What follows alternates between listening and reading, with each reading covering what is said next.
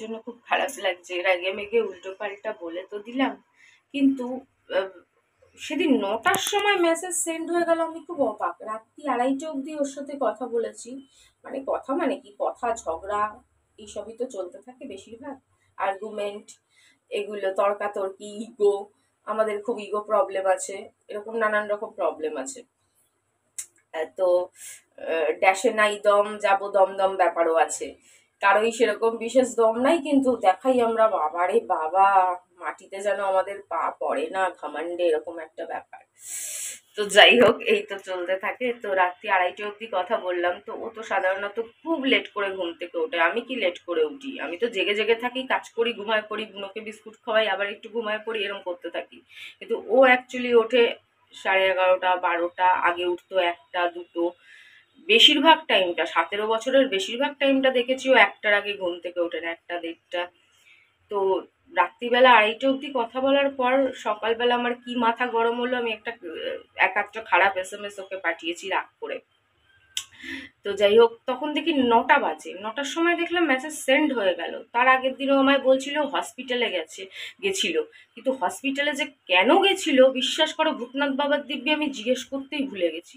মানে এত আমাদের মধ্যে ঝগড়া হয়, এত নানান রকম কথা হয়, যে আসল কথা মাঝের মধ্যে না জিজ্ঞেস করতে ভুলে যাই। ও যে আমায় বললো যে আমি হসপিটালে গেছিলাম, আসলে আমি কিছু মেসেজ করেছিলাম, অনেকক্ষণ মেসেজ সিন করেনি। तो मैं बोला इतना देरी क्यों हुआ, तुम मैसेज देख नहीं रहा था? তো বললো मैं হসপিটাল গেয়া থা।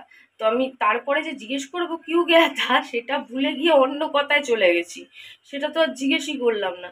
তার পরের দিন যখন উম, সকালে একটুখানি রেগে মেগে 2-1টা মেসেজ পাঠালাম, তখন দেখলাম ও 9টার মধ্যে মেসেজটা সিন হয়ে গেছে। কিন্তু ও তো এত তাড়াতাড়ি কোনোদিনও সকালবেলা ওঠে না, জীবনে ওঠে না।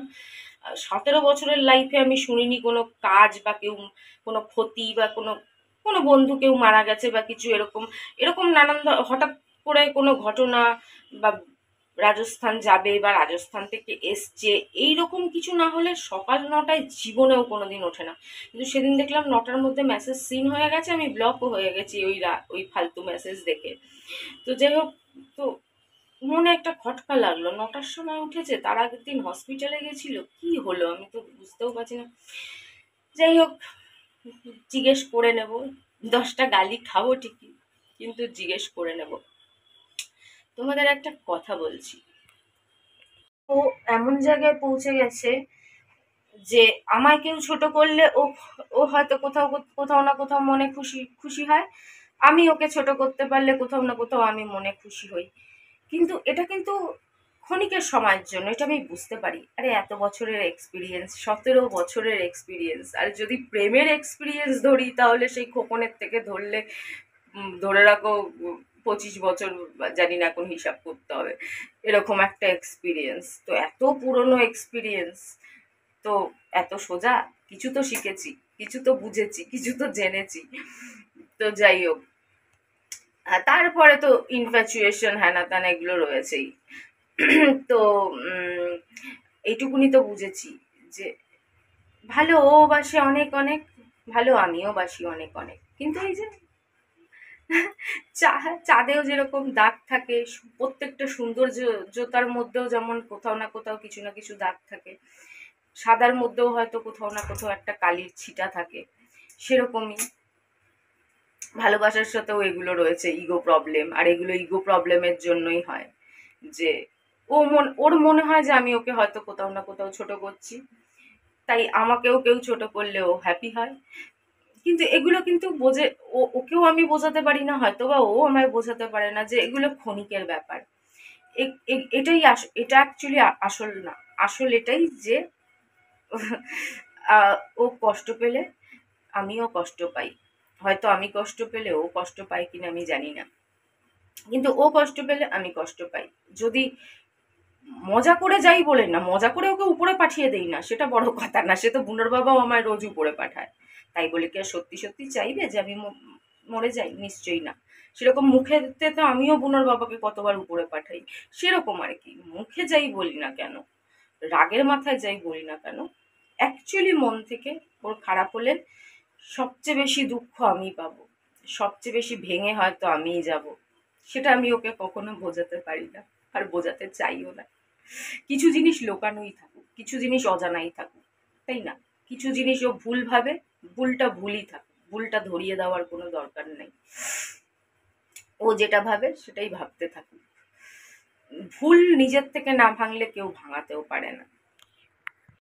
Good morning, welcome back to my channel Moumita Basak. তো আজকে বিকেলে অবশ্যই তোমাদের ডিমান্ডিং ভিডিওটা আমি সুন্দর করে করার চেষ্টা করব, একটু সাজুগুজু করে সুন্দর করে। যাই হোক, আমার ওই আনবক্সিং করা প্লাস দেখানো যে কি কি কিনেছি, কি ব্যাপার।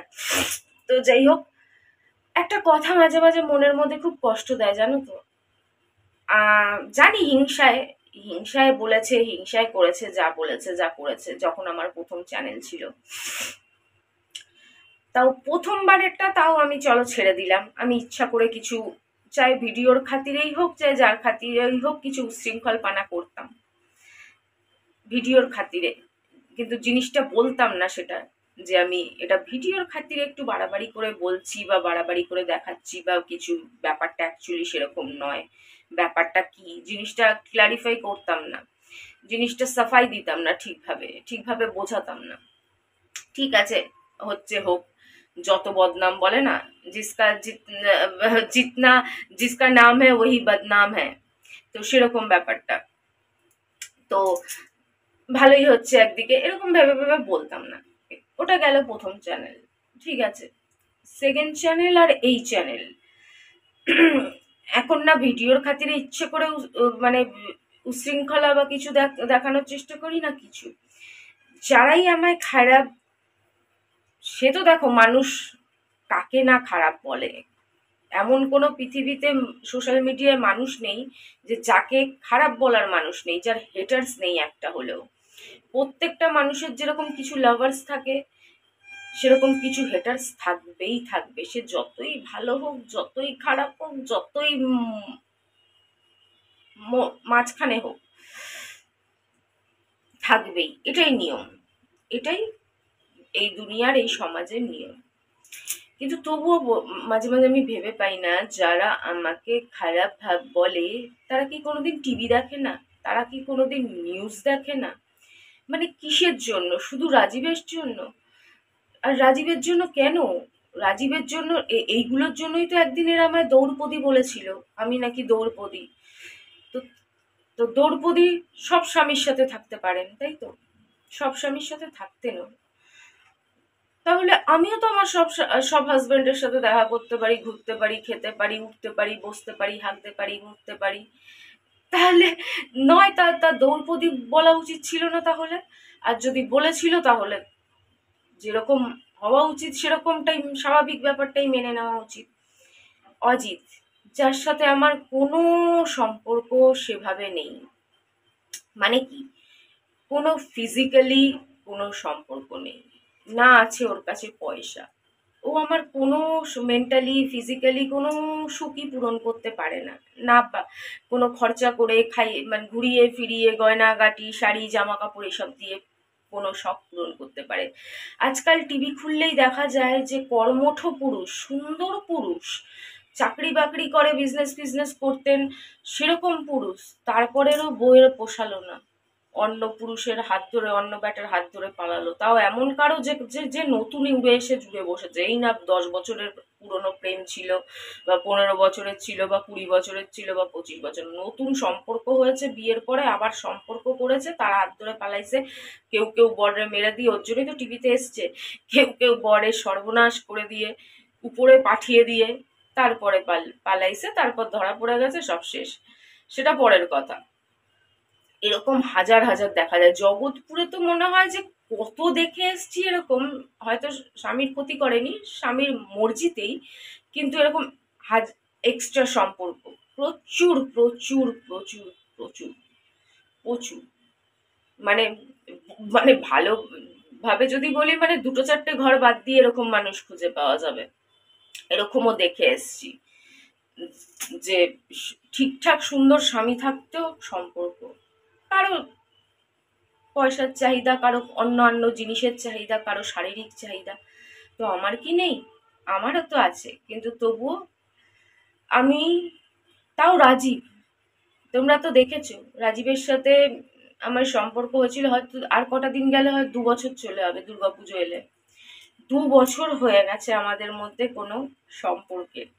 এমনি দেখা করা, ও হাত ধরা, একটা চুমু, এগুলো তো আজকাল বাচ্চাদের খেলাধুলা। ওগুলো বলা মানেও মানে যা এগুলো নিয়ে বলে সেগুলো মানে তারও ন্যূনতম লজ্জা নেই, নালে আর বলে না।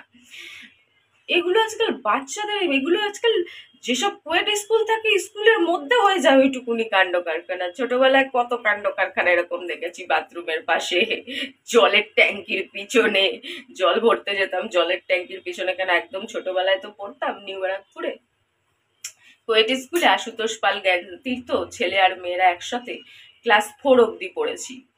তো ক্লাস 4-এর বাচ্চারা পর্যন্ত ওইটুকুনি চান্স ছাড়ে না, আর তারা আশা করে আমরা ছাড়বো? বা বা বা বা, ওইটুকুনি তো বাদ দাও, ও তো আজকাল জল ভাত, ওটা কোনো ধরা ছোঁয়ার মধ্যে পড়ে না। কিন্তু যেখানেই মেন জিনিসের কথা আসবে, সে তো আমার জীবন থেকে এমনিতেই উচ্চ। তারপরেও আমি কোনো নতুন কিছু বা কেউ কোনোদিন কোনো পাড়ার বলতে পারবে না যে আমি পাড়ার পুরুষদের দিকে নজর দিয়েছি, কারো বরের দিকে নজর দিয়েছি, অমুক তমুক। না, এদিকে চারিদিকে তো মানুষ আছেন, চারিদিকেই মানুষ আছেন, ওখানেও ছিল এখানেও আছে, চারিদিকেই মানুষজন আছে। কেউ কোনো না ওখানে কেউ বলতে পেরেছে, না এখানে কেউ বলতে পারবে, না কেউ কোনোদিন বলতে পারবে। শুধুমাত্র রাজীব আমার সত্যিকারের ভালোবাসা, 17 বছরের পুরনো, তাই ওর সাথে রয়েছে যা রয়েছে। কিন্তু আমি কোনোদিন স্বপ্নেও ভাবতে পারি না কোনো এক্সট্রা কিছু, কারোর সাথে নোংরামি করার কিছু বা কিছু। হ্যাঁ, কেউ হেসে কথা বললে তার সাথে হেসে অবশ্যই কথা বলবো। কেউ যদি একটু ইয়ার্কি মেরে বৌদি বৌদি করে একটু ইয়ার্কি করে মজা করে, যেরকম অনেক অটোওয়ালা ভাই, অনেকেই রাস্তাঘাটে চেনা জানা যারা অনেক বছর ধরে বাগুইয়াটিতে দেখছে, তারা হয়তো কখনো একটু মজা করলো, ইয়ার্কি করলো। কোনটা মজা, কোনটা ইয়ার্কি, কোনটা নোংরামি, সেটাও আমি বুঝতে পারি। ওটা মজা করলো, জাস্ট তাদের উত্তর একটু মজাতে দিলাম। কখনো একটু মুডটা ভালো থাকলো, ইয়ার্কির উত্তর একটু ইয়ার্কিতে দিলাম, একটু কথা বললাম, ব্যাস।